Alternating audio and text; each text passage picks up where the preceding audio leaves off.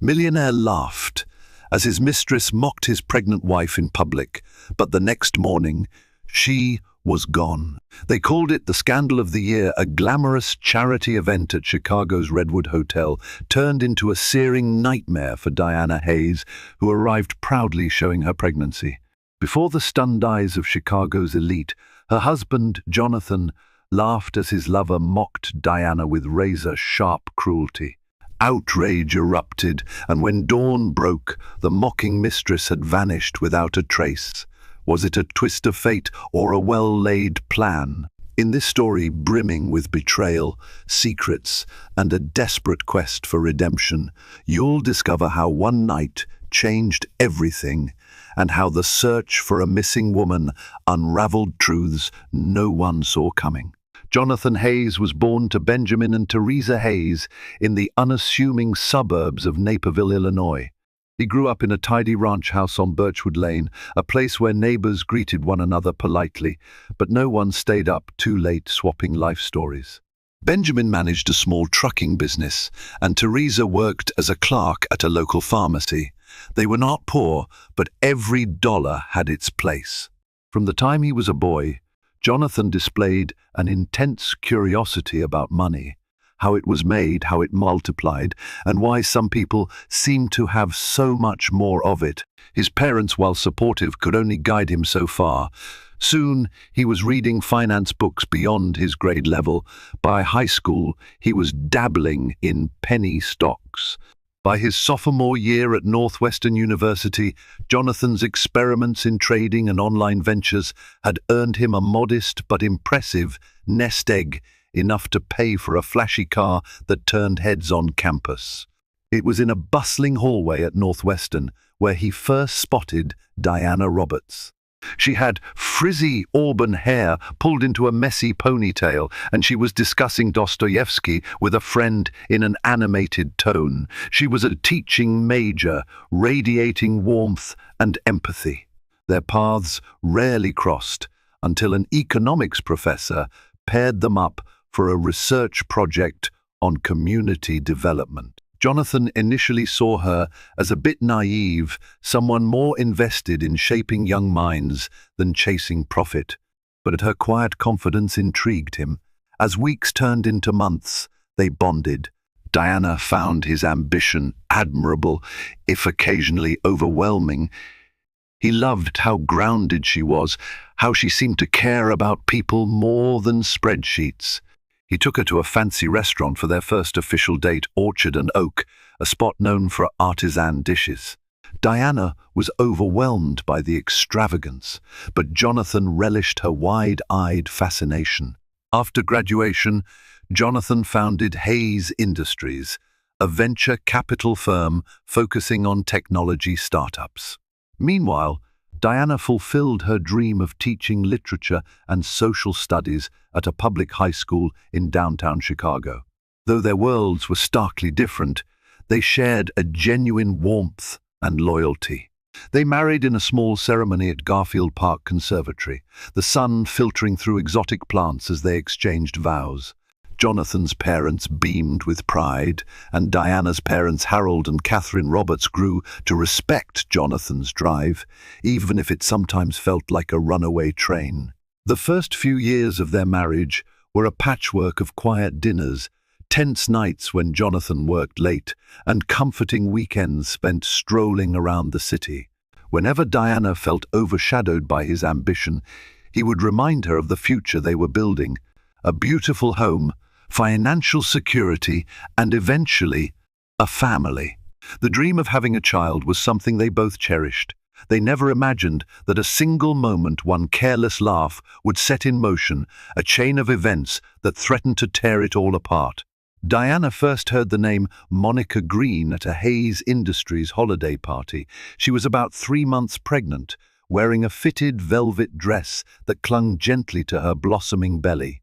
The event, held at the swanky Millennium Club downtown, brimmed with investors, entrepreneurs, and employees wearing designer suits and sequined gowns. That night, Diana watched Jonathan circulate among the crowd, a charismatic figure seamlessly shifting from one conversation to the next. His eye often sparkled when business prospects were promising, an indicator Diana had come to recognize. Eventually, she noticed him deep in discussion with a tall brunette in a crimson cocktail dress, Monica Green. Their rapport appeared intense. Monica's laughter carried across the room. She stood close, placing a manicured hand lightly on Jonathan's arm. Diana couldn't deny the pang of jealousy that squeezed her chest, but she dismissed it as hormonal, the result of heightened emotions during pregnancy. When Jonathan introduced Diana to Monica, the woman's eyes flicked over Diana's pregnant figure with an inscrutable expression. Then Monica offered a polite but somewhat disinterested smile. "Congratulations," she said, her tone cool. "Jonathan told me you're expecting. That's wonderful." The words felt rehearsed, lacking genuine warmth. Still, Diana tried to return the politeness. "Thank you. And you're a new investor with Hayes Industries?" A shadow of a smile curved Monica's lips. "You could say that. I prefer to think of myself as a partner, someone who brings strategic value to the table." Diana had no reason to suspect anything sinister. Monica seemed ambitious, yes, and perhaps a touch arrogant, but in Jonathan's sphere, many people carried a certain swagger. That night, Monica made small talk about her experiences in venture capital, sprinkling names of major deals and high-profile partnerships. Diana listened politely, though she felt somewhat out of place in those high-octane conversations. After the party, when they returned home to their condominium with its sweeping view of Lake Michigan, Diana asked Jonathan if Monica was a significant new partner or just another investor. He shrugged nonchalantly. "She's serious about investing with us, but she has a reputation for being bold, sometimes too bold. She can open doors, though." The mention of her boldness stuck in Diana's mind. Something about Monica's demeanor unsettled her, although she couldn't pinpoint why. As the weeks turned into months, Diana heard more about Monica. She seemed to pop up at every critical juncture for Hayes Industries, an upcoming IPO, a new startup pitch, or a cross-country meeting in Los Angeles.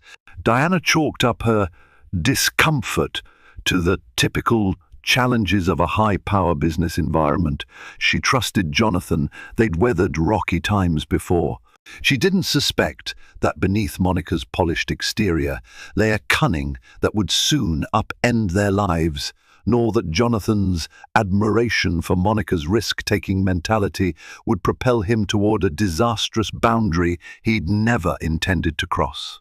Suspicion crept in like a thief in the night. Diana began noticing subtle changes in Jonathan's behavior around the time she entered her second trimester. He became more secretive with his phone, often turning it face down on the table or stepping out of the room for calls. When she asked casually about his schedule, he became evasive. "Just more business meetings," he would say, a hint of defensiveness in his tone. One evening, Diana decided to check the Hayes Industries website to see if there were any upcoming conferences that might explain his sudden increase in travel. She found a brief mention of an investor summit in San Francisco, but Jonathan had told her he was going to Los Angeles on those dates. Confusion gnawed at her. When she confronted him, he quickly clarified he'd be making a stop in San Francisco first. The explanation sounded plausible, yet the worry in her heart refused to quell. Things escalated the night she found an unfamiliar lip gloss in his car's cufolder. She noticed it right away, a brand she didn't use, in a sultry wine-red shade she'd never wear. Jonathan brushed it off, claiming it must have belonged to one of his female colleagues who grabbed a ride to a meeting. His shrug was a bit too casual, and the fear that had been simmering in Diana's mind intensified. During one of his so-called business trips, Diana reached out to Miranda Brown, her close friend since college. Over steaming mugs of hot chocolate at a cozy cafe near the Magnificent Mile, Diana confided her growing unease. Miranda listened with concern etched on her face. She knew Jonathan's ambition could lead to tunnel vision, but infidelity, that was new territory. It might just be a misunderstanding, Miranda offered gently. He's under a lot of pressure. Maybe he's mixing up dates or taking rides with staff. But don't ignore the signs. Talk to him. The conversation gave Diana some resolve. She confronted Jonathan that night, tears making her voice tremble. He appeared annoyed at first, then wounded. "Diana, I'm offended you'd even think that," he said, avoiding her gaze. "I'm working non-stop to secure our future, and you're accusing me of lying." He tried to pacify her with a few tender gestures, even mentioning he'd take a break from traveling. Yet, mere days later, he announced another vital meeting in Los Angeles that he simply couldn't skip. Each night he came home late, face flushed with excitement or stress. She couldn't tell which and spent hours on hushed phone calls. She was left alone to feel the baby's fluttering kicks, longing for the husband she once knew. It wasn't until she found conclusive evidence, call logs, text messages, and a suspicious hotel receipt that her worst fears solidified into reality. Monica Green was more than just a bold investor. She was an interloper in Diana's marriage. And the heartbreak was only beginning. The emotional tipping point arrived on a frigid Wednesday evening. Diana had prepared a simple dinner: roast chicken, mashed potatoes, and steamed vegetables. As the smell of rosemary wafted through the apartment, she waited for Jonathan at the dining table. He was nearly 2 hours late, and her appetite had vanished long ago. When he finally walked through the door, his hair slightly disheveled, his eyes gleaming with something akin to guilt, she decided there would be no more dancing around the truth. "I need to talk to you," she said, standing in the kitchen doorway, arms folded protectively over her pregnant belly. He brushed off his coat and gave a heavy sigh, as though bracing himself. "Diana, it's been a long day. I know about Monica Green," she cut in, voice wavering with pent-up emotion. "I know you've been taking trips with her. I know you've been meeting her late at night." His face went ashen. The silence stretched painfully. Finally he spoke, his words stumbling. She's been pushing for a deeper partnership with Hayes Industries. Yes, we've had drinks, dinners, but it was all business." Diana's rage flared. "Business? Then why were there texts about missing me, hotel reservations with just one room booked, and calls that lasted well past midnight?" She fished her phone from her pocket, scrolling through the evidence. She'd captured screenshots from the phone bills, photos of receipts. He stared at the data, and in that moment she saw all his defenses crumble, his shoulders slumped. "I'm so sorry," he whispered, stepping forward. "It wasn't supposed to happen." I got caught up in her confidence, her knowledge of high-stakes deals. "You cheated on me while I'm pregnant," Diana shot back, tears brimming in her eyes. "Do you realize how cruel that is?" Jonathan's gaze flickered with self-loathing. "It started as business, truly. She made me feel invincible, offered to expand my network, and she's manipulative, but I'd take full responsibility. I did this. It's not your fault." Diana sank onto a kitchen chair, her legs trembling. She glanced down at her stomach, reminded of the fragile life growing there. Why not just be honest? "Why let me find out this way?" He dropped to one knee beside her, trying to grasp her hand. "I was terrified of losing you. God, this is all so wrong." Diana couldn't bear to look at him. "You already did. I can't trust you right now." He bowed his head. "Let me make this right. I'll end it with her, immediately." For a moment, the only sounds were the hum of the refrigerator and the distant roar of a passing car. Diana exhaled sharply. "If you're serious about mending this, you'll do it. You'll cut her off, no more business deals, no more contact." He nodded, eyes filled with remorse. "I promise, I'll do anything." But as the words left his mouth, a tiny voice in Diana's mind urged caution. She had seen how enthralled Jonathan was with success, with the shimmering possibility of wealth. The question lingered, would he truly break free of Monica's hold, Or was this just another desperate attempt to salvage his public image, an unborn child's future? Either way, the echoes of this betrayal would reverberate, and soon, the humiliating finale at the Redwood Hotel would make that heartbreak public in ways Diana never imagined. Despite the confession, life moved forward at an alarming pace. Jonathan claimed he ended things with Monica, but Diana couldn't shake her suspicions. As she entered her final trimester, she found solace in small moments, preparing the nursery, chatting with Miranda, and feeling the baby's increasing kicks. She tried to avoid events that would place her in the spotlight of Jonathan's professional circle. But the annual charity gala at the Redwood Hotel, benefiting a local children's hospital, was impossible to dodge. The Redwood Hotel soared above downtown Chicago, a modern structure of glinting glass and polished marble.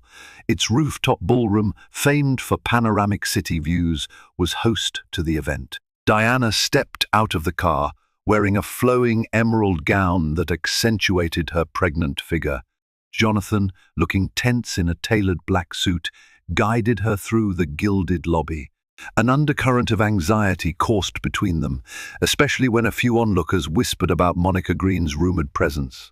Inside the ballroom, chandeliers cast a soft glow over white linen-clad tables adorned with elaborate centerpieces. Waiters circled with trays of champagne flutes.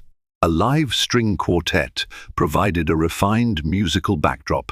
Diana immediately spotted familiar faces, colleagues from Hayes Industries, local philanthropists, and even a few celebrities. She tried to square her shoulders and exude confidence. Jonathan quickly gravitated to business conversations, shaking hands and discussing potential collaborations. Diana was preparing to mingle when a hush settled across the crowd. Turning, she spotted Monica at the entrance. Dressed in a form-fitting silver gown, she appeared every bit as striking and brazen as Diana remembered.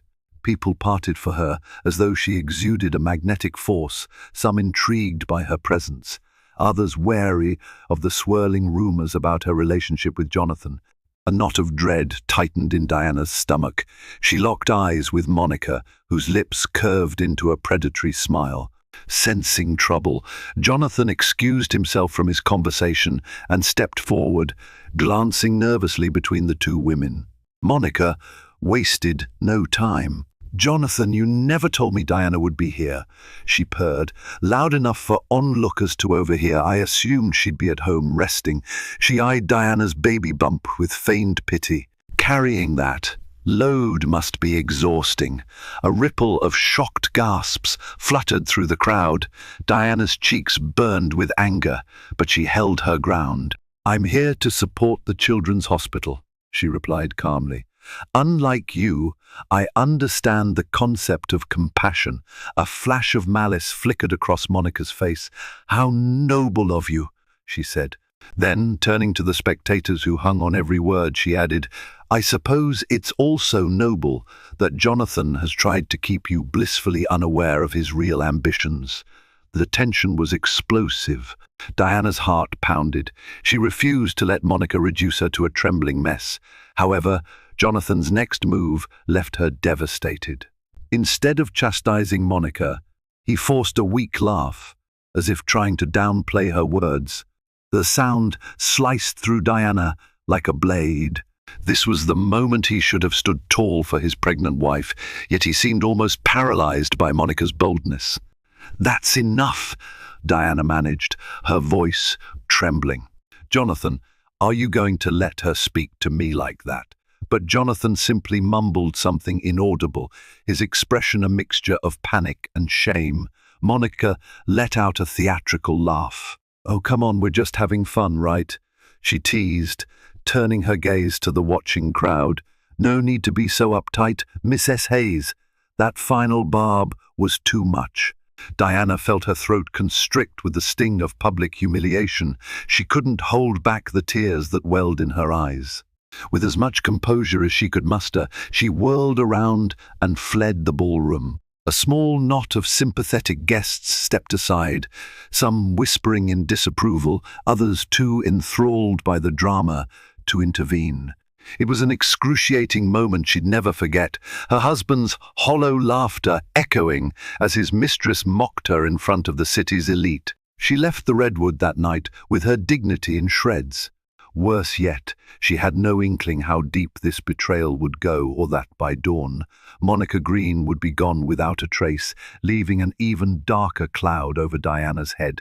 Diana barely slept. She spent the night tossing on the sofa, replaying Monica's venomous words and Jonathan's betraying laughter. The humiliation felt bone deep. By the time sunlight filtered through the blinds, she had resolved to demand a trial separation. Enough was enough.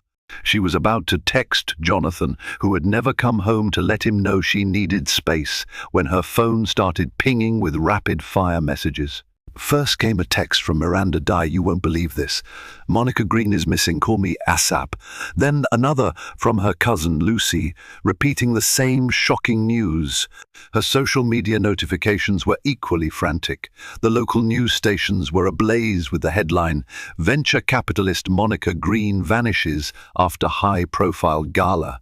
Reporters recapped her public confrontation with Diana, the rumors of an affair and the swirling speculation about her abrupt disappearance. Apparently, Monica never returned to her penthouse suite at the Redwood. Hotel security footage was inconclusive, glitched at critical moments, and she was last seen around midnight wearing that silver gown and stepping into an elevator alone. After that, she'd simply vanished. Diana's mind reeled. One moment Monica was gleefully mocking her in front of everyone. The next, she was gone. Confusion bled into fear. Did something terrible happen to Monica? And why was the media focusing on the confrontation as though it provided a motive for a crime? Before she could gather her thoughts, her doorbell rang. She opened it to find her father, Harold Roberts, a retired policeman, standing on the porch with a grim expression. "I heard the news," he said quietly. "We need to talk." Diana led him into the living room, her heart still thudding in her chest. "Dad, this is insane. I have no idea where Monica is, but the press is spinning it like I would." Even Harold placed a reassuring hand on her shoulder. "I know, sweetheart. But from an investigative standpoint, you should be prepared. You had a public confrontation with her last night. People will talk." Tears threatened to spill from Diana's eyes. Jonathan was there. He let her say all those awful things without defending me, and now she's missing and I'm the villain? Harold's jaw tightened. "It's best we get ahead of this. If the authorities come knocking, we'll cooperate, but keep a lawyer on standby." "Where is Jonathan, anyway?" "I don't know," Diana admitted, a bitter edge in her voice. "He never came home." Harold nodded grimly. "I'll try calling him, but we need to brace for more fallout." Over the course of that day, the phone calls and texts kept pouring in. Some were from concerned friends, offering sympathy. Others were from gossip-hungry acquaintances fishing for details. The hush that fell over Diana's once quiet suburban home was shattered by the swirling storm of speculation about a missing mistress and the pregnant wife who had every reason to despise her.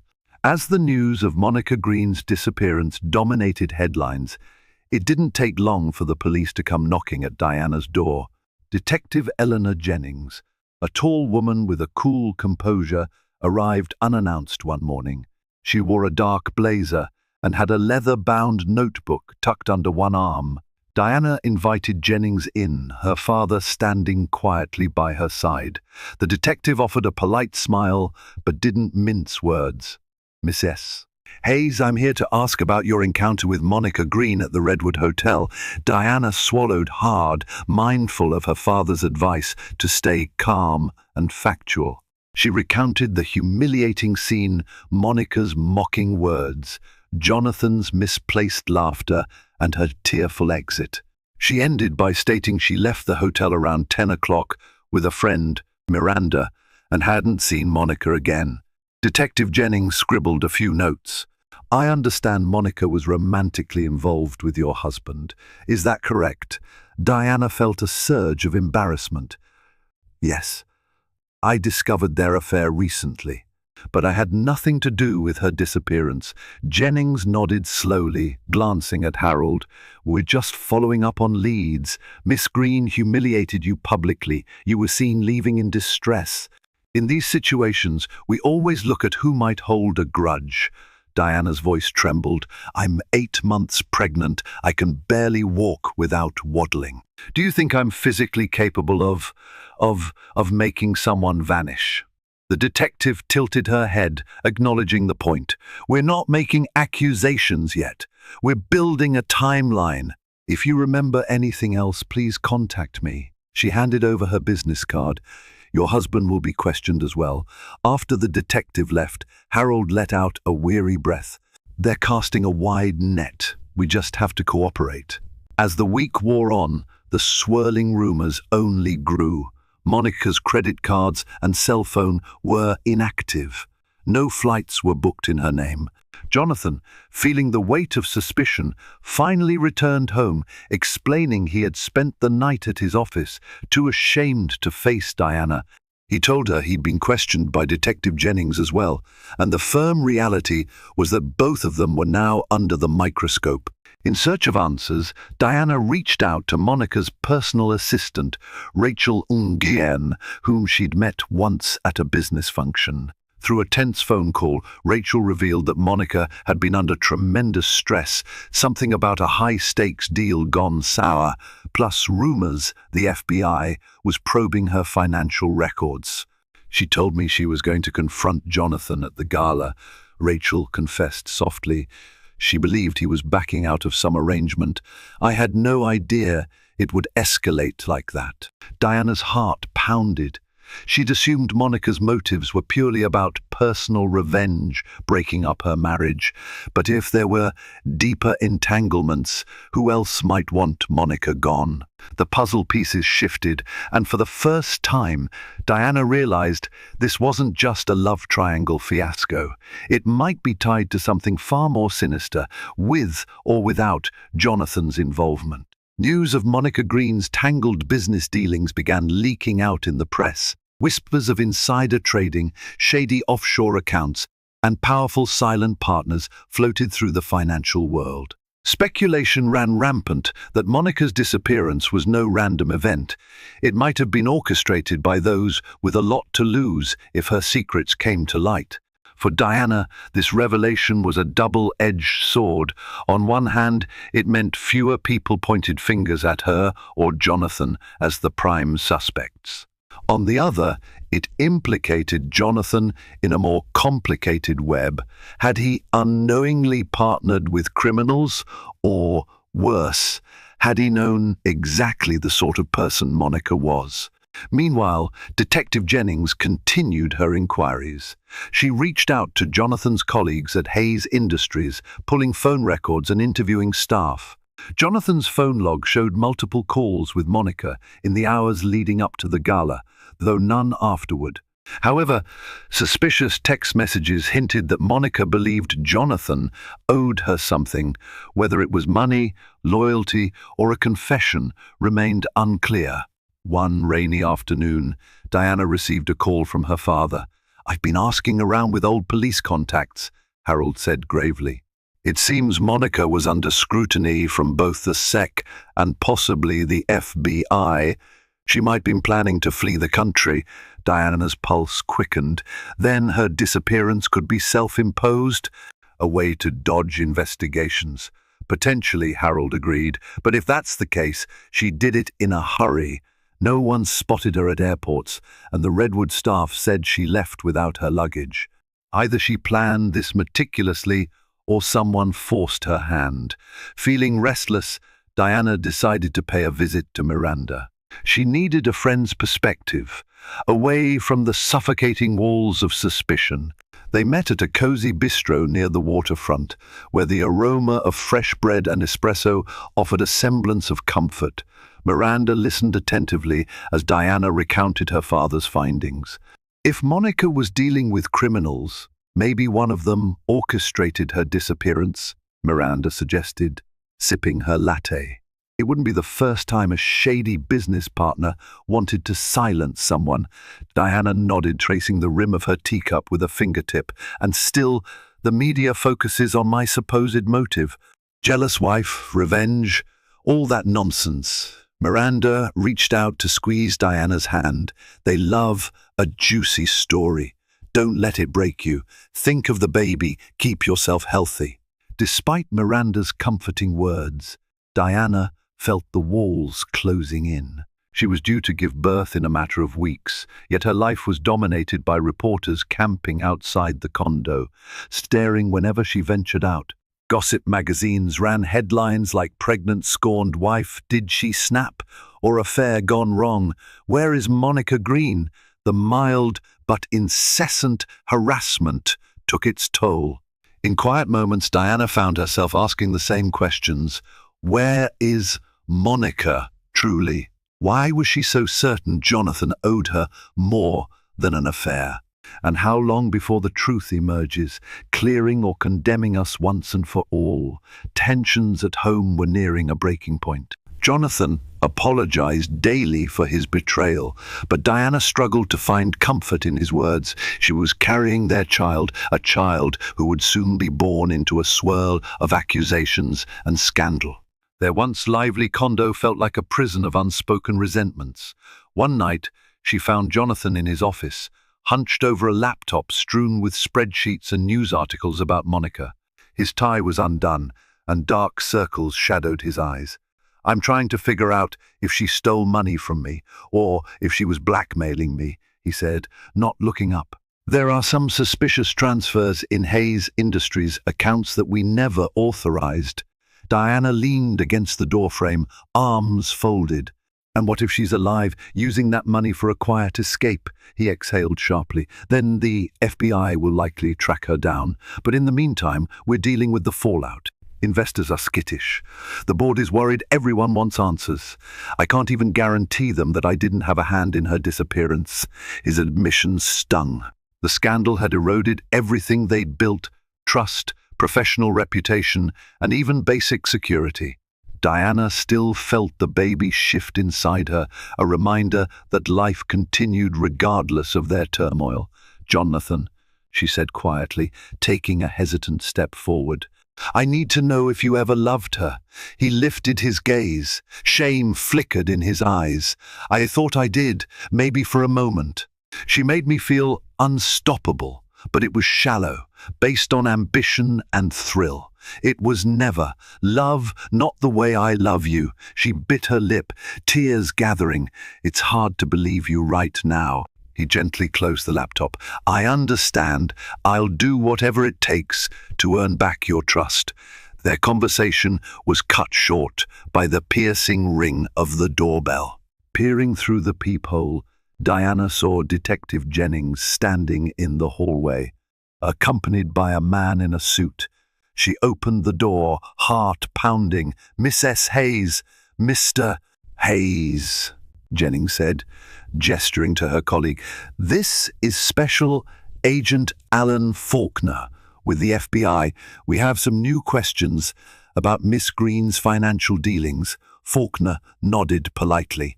"We've been investigating a larger network of fraudulent investments, and Monica Green is or was a key player. We believe she might have siphoned funds from multiple partners, including Hayes Industries." Jonathan exchanged a worried look with Diana. Jennings continued, "If you've discovered any irregularities, we'd like to see them. Monica's sudden disappearance suggests she might be fleeing prosecution, or, conversely, was targeted by her co-conspirators." Wordlessly, Jonathan invited them inside. Over the next hour, they combed through the financial documents and suspicious transactions he'd unearthed. Faulkner took meticulous notes, occasionally asking pointed questions about Jonathan's relationship with Monica. At one point, Diana noticed Detective Jennings' glance at her pregnant belly, empathy in her eyes. But any comfort that look might have offered was drowned by the harsh reality. Monica Green's crimes or victimization threatened to pull them under. Diana felt her unborn child kick again, as though reminding her what was truly at stake. They have to find Monica, she thought, because we can't keep living under this cloud of fear. Days bled into weeks, each overshadowed by the still missing Monica. The Redwood Hotel incident lingered in public memory like a salacious ghost story. Paparazzi occasionally tried to catch Diana on her grocery runs or obstetric visits, snapping pictures of her rounded belly, calling out invasive questions. Stress weighed heavily on her, and her doctor cautioned that she needed rest and reduced anxiety. Then, one late afternoon, Jonathan's phone lit up with a number he didn't recognize. He almost let it go to voicemail, but answered on a whim. The voice on the other end was frantic. "Jonathan, it's Alan Faulkner," the FBI agent said. "We've uncovered something crucial in Monica's financial trail encrypted files, showing she planned to move funds offshore." Jonathan stood up so abruptly he nearly toppled his desk chair. "Does that mean you know where she might be?" "Potentially," Faulkner replied. "We have reason to believe she's been funneling money into accounts in the Cayman Islands, possibly preparing for a life overseas. We're working with international authorities. However, we also discovered something else. She had an emergency contact for personal matters. We traced it to a burner phone registered under a false name, but guess who the text messages mention?" Jonathan's gut twisted. "Me?" he guessed. "Yes. And your wife?" Faulkner said grimly. "Monica claimed she had a plan if you, or Diana, got in the way. We're not sure what that means yet, but it's ominous." A wave of nausea hit Jonathan. "She told me once she'd do anything to keep me. I never took her seriously." "Well, we are," Faulkner said firmly. "We also found references to a private storage unit near O'Hare Airport. We're getting a warrant to search it. She might have left behind records or a safe deposit box, anything that could reveal where she's hiding." Jonathan relayed the conversation to Diana, who was resting on the couch. She listened, wide-eyed, one hand protectively over her belly. "So the FBI's close to finding her?" "It sounds that way," he said. "If they uncover evidence she staged her disappearance, we'll be off the hook, officially." Diana exhaled, relief tinged with worry. "But what if they find out something worse? Like she harmed herself or was harmed by someone else?" He knelt beside her, gently taking her hand. "We'll deal with that when we know more. At least the focus might shift away from us." Diana nodded, though her nerves remained on edge. The possibility that Monica was alive, orchestrating an escape, felt strangely reassuring because it meant neither she nor Jonathan bore direct responsibility for Monica's fate. Still, the reference to a plan against Diana or Jonathan gnawed at her. How far would Monica have gone to get what she wanted? That evening, Diana tried to rest, hoping for a break in the storm that had consumed their lives. Little did she know, the answer would come in the form of a single, desperate phone call that would force Jonathan to confront his greatest fear and finally bring Monica's long disappearance to its dramatic climax. It happened just before midnight on a Tuesday. Diana was asleep, curled around her pregnancy pillow, when Jonathan's phone started vibrating on the bedside table. He answered groggily, expecting a wrong number or a late-night business emergency. Instead, a voice from his past hissed through the receiver. "Jonathan, I don't have much time. It's me, Monica." He bolted upright, nearly dropping the phone. His heart pounded with conflicting surges of relief, anger, and fear. "Monica, where the hell are you?" Her voice trembled. "I'm still in Chicago, hiding. I made a terrible mistake, several mistakes. People the first worked with are dangerous. They've been after me since the night of the gala. I need money to get out of here, to leave the country. Can you help me?" Jonathan's initial impulse was to shout at her, accuse her of destroying his marriage and nearly ruining his reputation. But he also heard genuine panic in her tone, and part of him, despite everything, felt sorry for her. "Why did you vanish like that?" "Everyone thinks you're dead or kidnapped," he said, voice tight with anger. "You don't understand," Monica whispered. "I discovered the FBI was onto my accounts, and my so-called partners threatened me. When I tried to reach you that night, you never answered. I was desperate. I left the hotel in a hurry, didn't even take my luggage. I had been moving from one safe house to another." Jonathan took a shaky breath. "Monica, I can't just hand you money. The FBI is investigating me as well. I'm not asking for a fortune," she pleaded. "Just enough to leave. I promise I'll never contact you or Diana again." He glanced at Diana's sleeping form, the curve of her belly visible beneath the blanket. Rage simmered beneath his compassion. "You humiliated my wife. You threatened everything I hold dear. Now you expect me to bail you out?" She let out a strangled sob. "I know, I'm so sorry. But they'll kill me if I don't disappear. Meet me tomorrow night, 1 a.m. at the Old Harbour Warehouse on Clybourne Avenue. Bring cash, please, Jonathan." Before he could respond, the line went dead. Jonathan sat there, heart hammering, phone still pressed to his ear.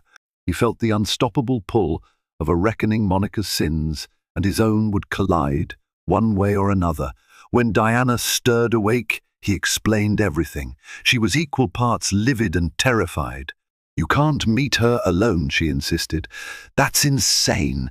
She could have people waiting to hurt you." He raked a hand through his hair.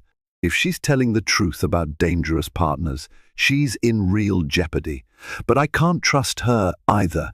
Diana's father, Harold, joined them the next morning. "Contact Detective Jennings," he advised.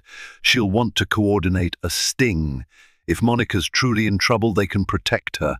If she's setting a trap, they can protect you." With a heavy heart, Jonathan agreed. That afternoon, he met with Detective Jennings and Special Agent Faulkner, who laid out a plan. They'd wire Jonathan, trail him with undercover agents, and be ready to intervene if Monica tried anything dangerous.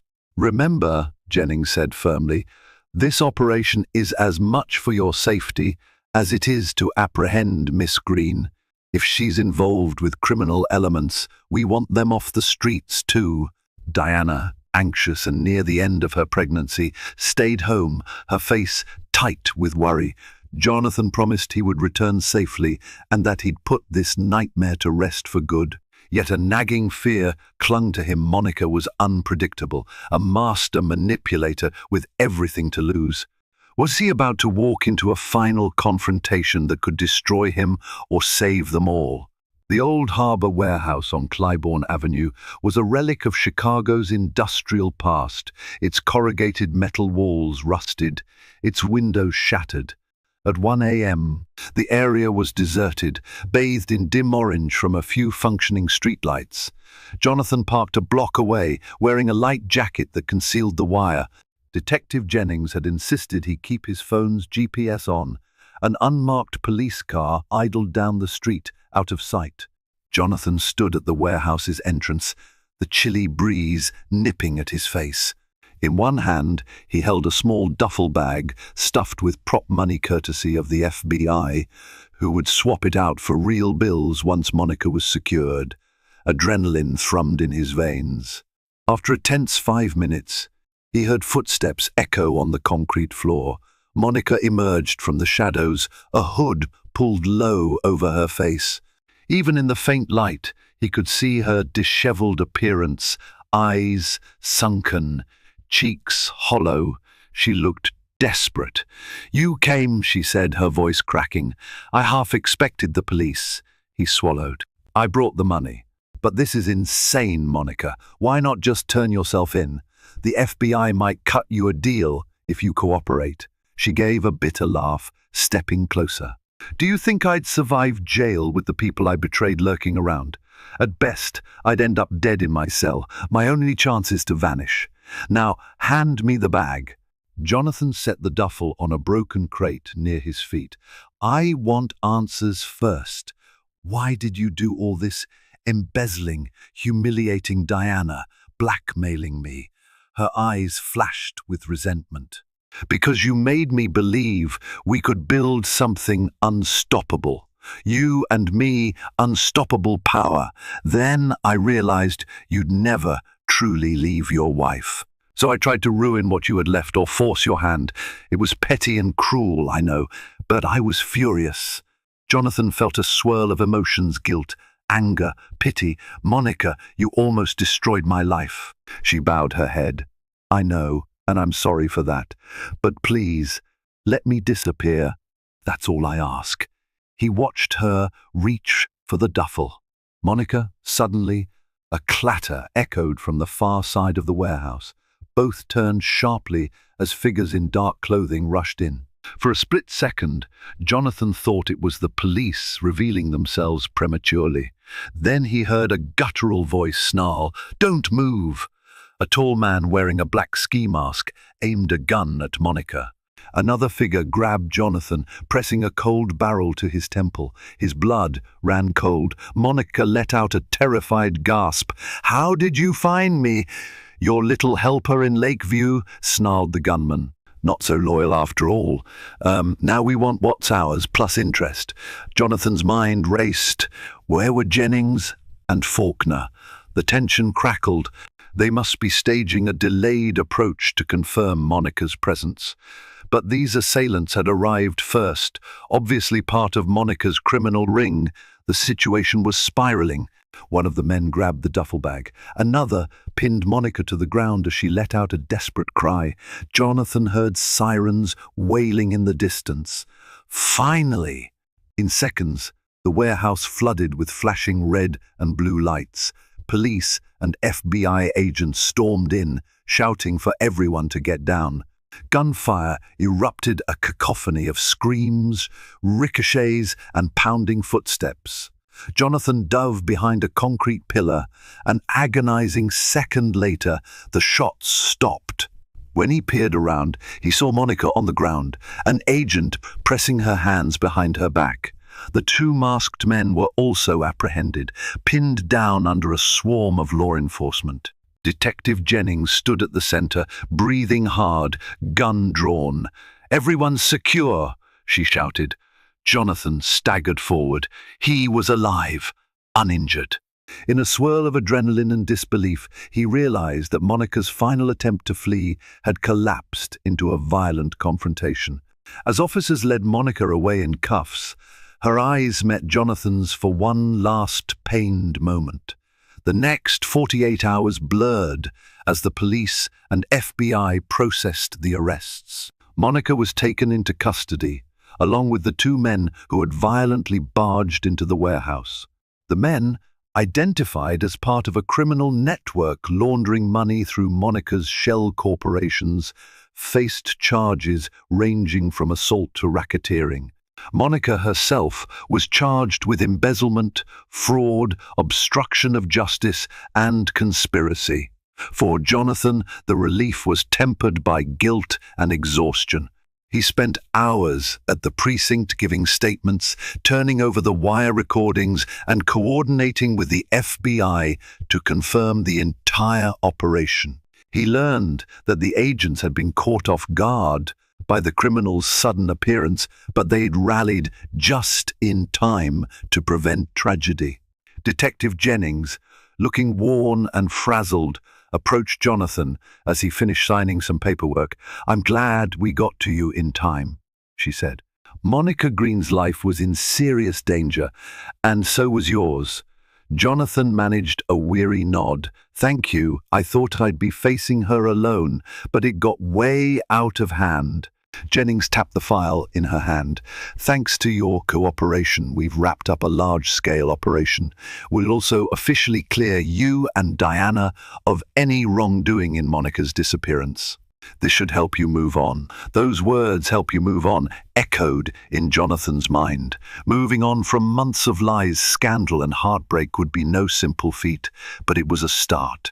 He hurried home to find Diana anxiously awaiting him, tears in her eyes. She threw her arms around him the moment he walked through the door. "Thank God," she whispered. "I was so worried." He held her close, mindful of her belly. "It's over, Di. Monica's in custody.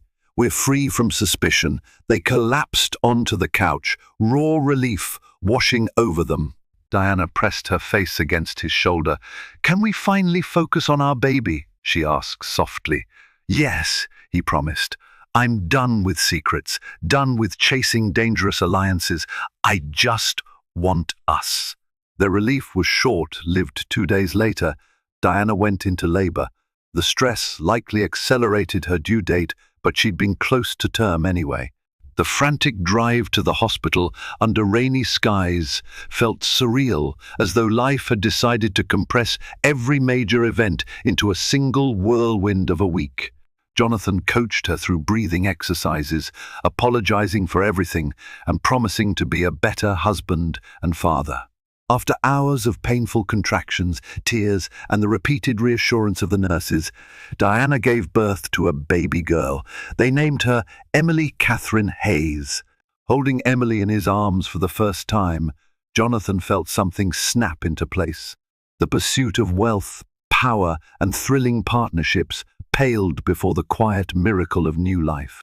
He glanced at Diana, sweaty and tear-streaked but glowing with joy, and whispered, "We did it." She smiled, nestling against him as they cradled Emily. In that hushed hospital room, the chaos of the past few months receded. Their family of 2 had become 3, offering a fragile but hopeful new beginning. In the weeks following Emily's birth, the Hayes family settled into a new routine. It wasn't easy. Sleepless nights blended into groggy mornings, and Diana's healing process required rest. Yet there was a radiant undercurrent of hope. Their condo, once filled with tension and secrets, now echoed with the gentle coos of a newborn and the soft rustle of receiving blankets. The media storm around Monica's arrest peaked and then gradually subsided. Sensational headlines shifted to coverage of her upcoming court hearings, focusing on the elaborate financial crimes she was accused of. The Redwood Hotel fiasco still garnered the occasional mention in tabloids, but public attention drifted to the broader criminal network. In statements to the press, the FBI confirmed that Jonathan had cooperated fully. Diana's name, once tied to scandal, rarely appeared anymore. As Emily turned 1 month old, Jonathan walked into the nursery to find Diana gently rocking their daughter. Warm lamplight bathed Diana's face, revealing tired eyes but a serene smile. He joined her, nestling beside them. "Look at her," he whispered in awe. "She has your nose," Diana chuckled softly, "and your stubborn little chin, I think." For a moment, they were a simple family, no drama, no missing mistress, no betrayals. Emily stirred, letting out a soft whimper before drifting back to sleep. Then Diana glanced at Jonathan, her expression turning serious. What happens next? For us, he knew exactly what she meant. The question encompassed so much: the future of Hayes Industries, the scars of infidelity, the vow to never repeat such mistakes. "I'm working with the board to distance ourselves from any deals Monica touched," he said. "Transparency is our main priority now. We'll rebuild trust with our investors." He took a breath, voice trembling slightly. "And as for us, I'm committed to regaining your trust every day. I've cut all ties with questionable associates. The only future I want is here, with you and Emily." Diana studied him. She could still recall the moment at the Redwood Hotel, the sting of his laughter echoing in her mind. But she also saw the man who risked his life to ensure the truth came out, who held her hand through their child's birth and stayed by her side through restless nights. "We have a long road, Jonathan," she finally said. "I can forgive, but forgetting, that might take longer." He reached for her free hand and squeezed it gently. "I understand. I'm here for the long haul." In the following months, Jonathan attended therapy sessions to untangle his compulsive drive for success from the deeper insecurities he carried. Diana joined for couples counseling, determined to find a healthier foundation. It wasn't always smooth some days. Old wounds felt raw, and arguments flared over the simplest things. but the presence of Emily provided a balancing force, reminding them both of what truly mattered. When Monica's trial date arrived, Jonathan was called to testify about their affair and her attempts at blackmail. He faced the courtroom with Diana's support, recounting every detail without malice, simply laying out the facts. Monica, appearing pale and downcast, offered no rebuttal. She eventually pleaded guilty to a host of charges, including fraud and money laundering. In a brief written statement, she apologized to the people she'd harmed, a list that included Jonathan and Diana Hayes. Whether her remorse was genuine or merely strategic, they would never fully know, but her sentencing effectively closed that tumultuous chapter. In the wake of it all, Diana resumed teaching part-time, finding joy in guiding her students through stories of adversity and triumph. Jonathan refocused Hayes Industries on ethical investments, launching programs to support small businesses that served the community. Slowly, the spectre of Monica Green faded from their everyday thoughts. Their circle of true friends remained loyal, while fair-weather acquaintances vanished. And so, life marched on. The laughter that once signaled betrayal became, in time, replaced by honest smiles, shared between a husband, a wife, and their bright-eyed baby girl.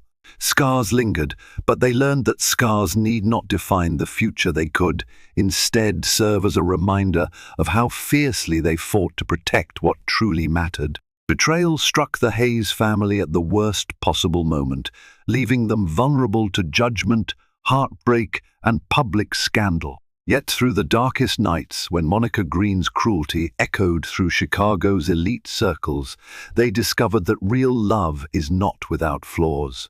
It's the commitment to repair what's broken that defines its strength. The sting of humiliation gave way to the quiet power of second chances as Jonathan and Diana rebuilt their marriage on a foundation of honesty and perseverance. Meanwhile, Monica faced the legal reckoning her choices demanded. In the end, a single evening of jeering laughter transformed into a story of growth, hope, and the arrival of new life.